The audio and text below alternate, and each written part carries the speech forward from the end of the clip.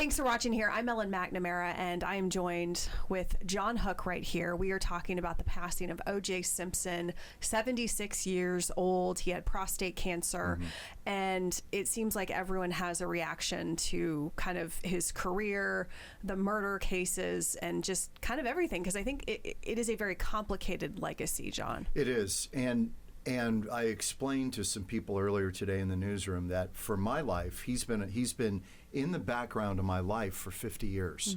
I saw him playing on television, but as an 8-year-old kid, went to Stanford Stadium to watch the Trojans and specifically to see OJ play the Stanford Indians at the time, and they were led by Jim Plunkett, who was their quarterback. And I remember distinctly, he had a very quiet first half, and everybody around me was like, this guy isn't that great. And in the second half, he ripped off like 2 50, 60-yard runs. And all of a sudden, it was like, oh, yeah, okay. He's now good. We get it. He's a running back. Yeah. And he grew up kind of not too far from you. I mean, he was up in San Francisco. Yeah. Okay. He grew up in San Francisco and ended up at SC and became, Heisman Trophy winner and a huge star and on to the Buffalo Bills. He was a hero to all of us growing up. And then this incredible murder happens. Yeah. And to learn that he's the suspect in the murder, for me, it was a complete mind-blowing thing because the night the murder happened, I was actually flying out the next morning, pick up a paper in L.A., flying to Hawaii, and a little blurb about O.J. Simpson's wife was found murdered in Brentwood. And I'm thinking, oh, that's horrible. And then I'm not getting any more news the whole week in Hawaii, and I'm over there vacationing. And on Friday, I flipped on the radio coming back from bodyboarding in Kauai, and ABC radio's on, and they're talking about this chase of O.J. Simpson, and all of a sudden the light went on. I'm like, O.J. killed his wife? I had no in between. I went from very little to that whole drama of the slow speed chase. Yeah, and of course we didn't have social media like we do now. We didn't have the news cycle, iPhones, anything like that. And you either listened to the radio or you turned on the evening news to get the updates. And then when this chase happened in this white Bronco, everyone was tuning in and watching it live. Right in the middle of the NBA Finals, by the way. Right. Yes, and that was the other thing too, is that as it was happening live, more people, especially in the LA area, went out along the route to cheer him on, to see this chase in progress. And I mean, it was slow. It was kind of a slow chase at times. Right. And this drama built as time went on, and it was being followed by news helicopters, police helicopters, a phalanx of CHP officers. You know the pictures. Yeah. But it was mind-blowing to see this icon, beloved figure, now the target of a murder investigation for killing his wife and Ron Goldman. Just unbelievable, that mental shift that people had to say, is this possible? Could he have possibly done this? Well, of course. Domestic violence is widespread, and that is exactly what this was. And I think, too, when you're watching the chase live, and then fast forward to the trial, I don't think anyone thought that he would be acquitted based on his actions, following the murders. Right. And there were several things in that were key. They moved, the murder happened in Brentwood. It should have been tried probably in Santa Monica. That would have been a much different jury than what they got in downtown L.A. But Gil Garcetti decided to move it down to L.A., down into the city. That made up a very different jury pool. More African Americans, socioeconomically perhaps not as educated, maybe not as predisposed to believing DNA science, which was new at the time. The Santa Monica jury would have been more highly educated, more affluent, and more probably open to the whole DNA thing, which was all brand new. So that was a key move. Moving it downtown changed the dynamics of that trial. And as we know, it was so divisive. Exactly. It was such a divisive issue, and it was following the LA riots of '92, which had happened in the spring of '92. Rodney King is beaten on tape. It's videotaped. 4 LA police officers are acquitted of it because that was held in Simi Valley, a more white area. So Garcetti's like, look, with this OJ thing, we're going to move it downtown and be more representative of the city. But that change really probably change the outcome of that trial. Yeah. And so fast forward to the actual trial, and Fox 10 sent you and Rick Yes. Davis, photographer Rick Davis, African American. out to cover this. Yes. So what was that like? How long were you out there for? Kind of talk about that. They announced, I want to say it was midweek, they announced there's going to be a verdict tomorrow. And so we flew out that night, and we got there, and then the next morning we went to an area outside of the LA courthouse, which was dubbed Camp OJ, surrounded by fencing. And an hour before the verdict was to be read, officers started coming around with huge chains and padlocking this thing together because they were worried about trouble. If there had been a guilty verdict, I think there would have been trouble. And they were worried about the safety of the journalists and the media that had camped in to this place. And it was just an unbelievable scene. And when that verdict was read, the cheers that went up on the street were deafening. People felt we got some justice in the African American community, obviously, because of all that had happened with Rodney King, the riots in '92, police misconduct in LA. Yeah, it was LA. The LAPD was a complete bad mess. reputation. Yeah. So there was a feeling we got one. We settled a score. Never mind that it was OJ, but this jury said a big F you to LAPD and the cops and police misconduct that community felt was rampant in LA. Street justice, as some of them put it, was going on.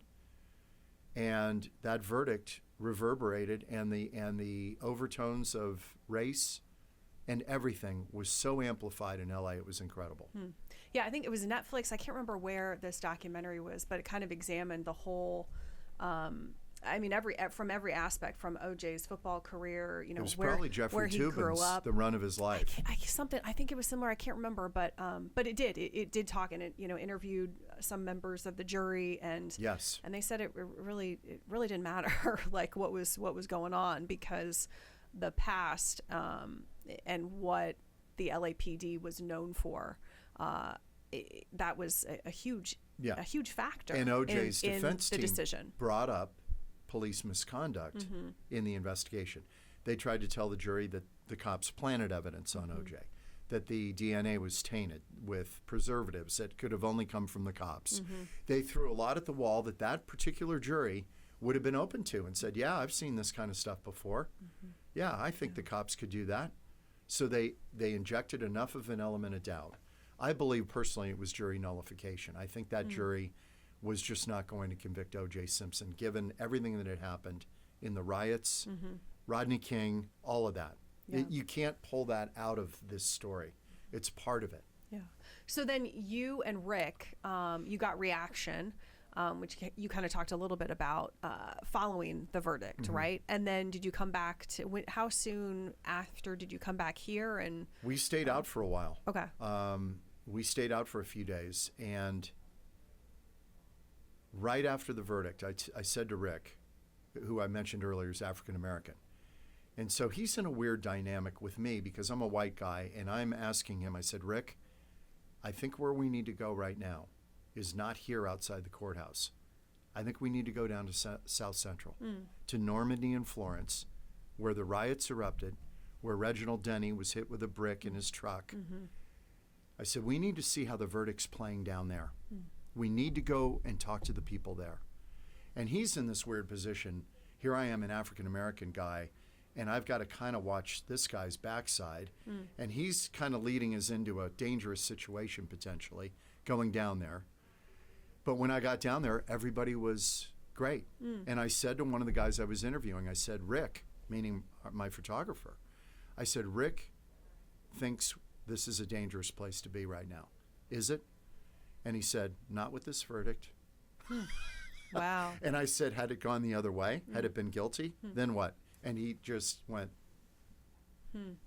like, I can't tell you what this would be like if that had happened. It was an eye-opener for me.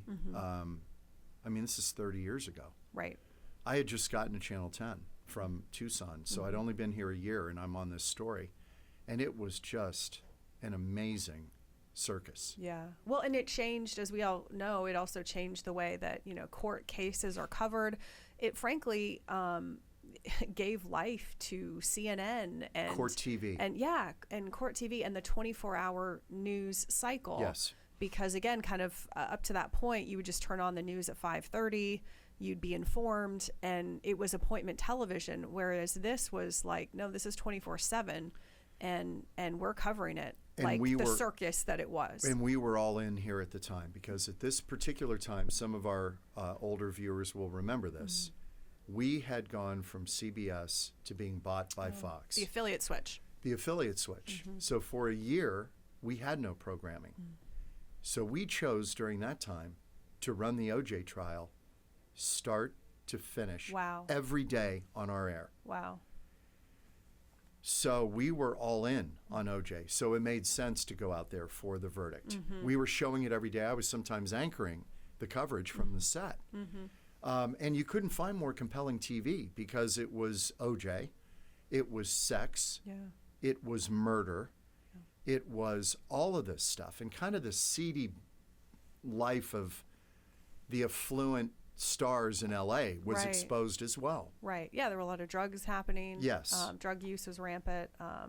And two, I mean, I remember so I was in middle school in Dallas, Texas, and we had those channel 1. You're dating me. No, well, no, but I mean, but it was a very vivid memory. Yeah. And my dad worked in news, so we were a very news family. But we had those channel 1 TVs in our school, and so every morning you would watch the news update, like Lisa Ling and Anderson Cooper. That's right. Were on this news, channel that all of us kids watched. So anyway, so when the verdict happened, they tuned channel 1 on, so we were all watching it. Oh yeah, in the classroom. So we were all watching it. But it was interesting because it did change the way that we cover everything. Yeah. Did your dad cover it? He did. I don't remember, but he covered the LA riots. He did. Yes. He'll never forget that. He will never forget that. And he has some crazy stories. I bet. He's covered wars. That was ugly. He almost died in the LA riots covering it. Yeah, it was. And he said, he's covered wars, and the LA riot, he never feared for his life like he did when he was covering the LA riots. That is really so he didn't go out to OJ, and I can't remember who was covering it for CBS News at the time, but anyway, yeah, I mean, it was something that as a kid I remembered the blood, the photos of the blood outside of the walkway. Yeah, and I remember that because I was in 8th grade, and I'm like, wow, that's just horrible. And she was such a beautiful woman. Yes, beautiful woman. And that became a compound in later years, because I went back and covered the LA convention, Democratic convention in 2000. So we went back, and I said, I want to swing by Bundy, which is where the condo was. And by then it was a compound. When Rick and I were out there, it was still pretty much the way it was. And you're looking at it, and the thing that struck me about her condo, where Ron Goldman was savagely killed, you think of this as a front yard. It is a box yard like this room. Okay. He had nowhere to go. Yeah. Once he got in there with whoever was stabbing him, which I believe was OJ, I think the evidence is overwhelming. He had nowhere to go. He was like a caged animal, sadly, in there. Yeah. And that struck me when I looked at the kind of the layout of that place. I'm like, oh, now I get it, why he couldn't get away. Yeah. There's fencing on every side. He had nowhere to go. Yeah. And he was an athletic guy, too. He was. But no match for a guy enraged with a knife. Right. And the other thing, too, in the Valley and the Goldman family, Fred Goldman, the father of Ron Goldman, ended up leaving, California and moving here to the Valley. Yes. And working for a time at Nordstrom. I know. At I'd run into him. Square. Yes. I'd run into him, and we would, if I was there after a while, when he, kind of knew that I was not playing journalist, we were just talking. You're just talking. Two people. He'd start talking about it. And I remember him telling me the story, and he got a chuckle out of it. He said he and Kim were driving somewhere, and they were discussing sending OJ a housewarming card when he got to prison in Nevada. Wow. And I guess Kim's son in the back seat said, "Yeah, send him a card, send him a card." And they looked at each other and said, "We're sending the card." Oh. And they did. Wow. Welcome to your new home. Wow. Yeah. Well, and then of course, so he did, he ended up going to prison for this robbery. He was trying to get back Sports his memorabilia. Yeah. But before that, also, there was a civil judgment too. And he was supposed to pay the Goldman family, like the Goldman and Simpson family, like $30 million.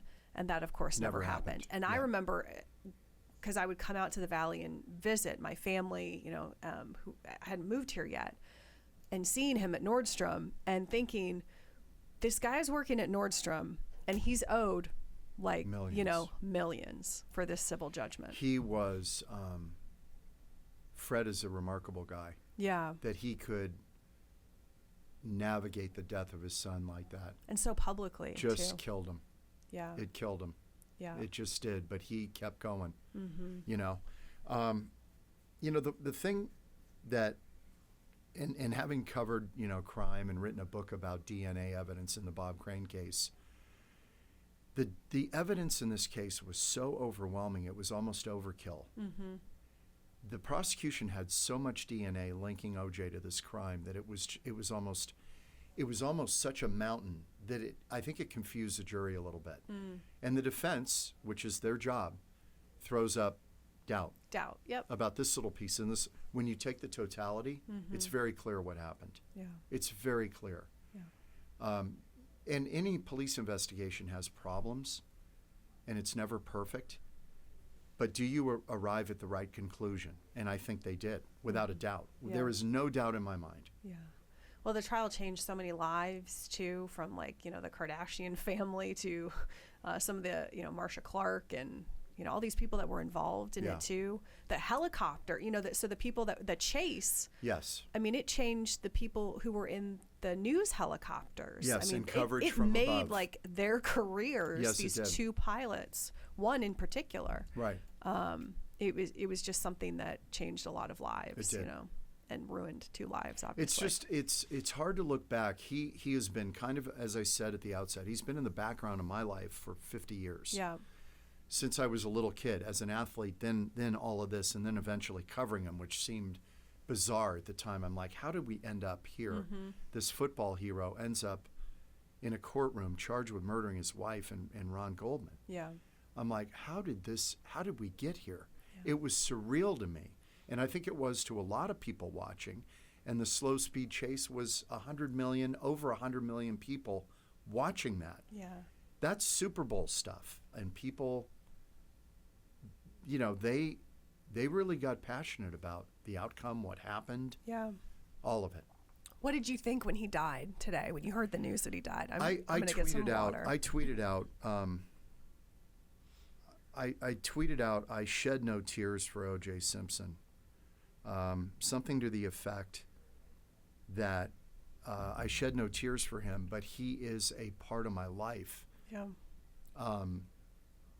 And you realize how much time has passed. Yeah. Yep. Yeah. Yeah. It affected a lot of people, It did. It did. It did. Yeah. John, thanks so much for talking this through. And we're going to have, I know, a lot more coverage, of course, on Fox 10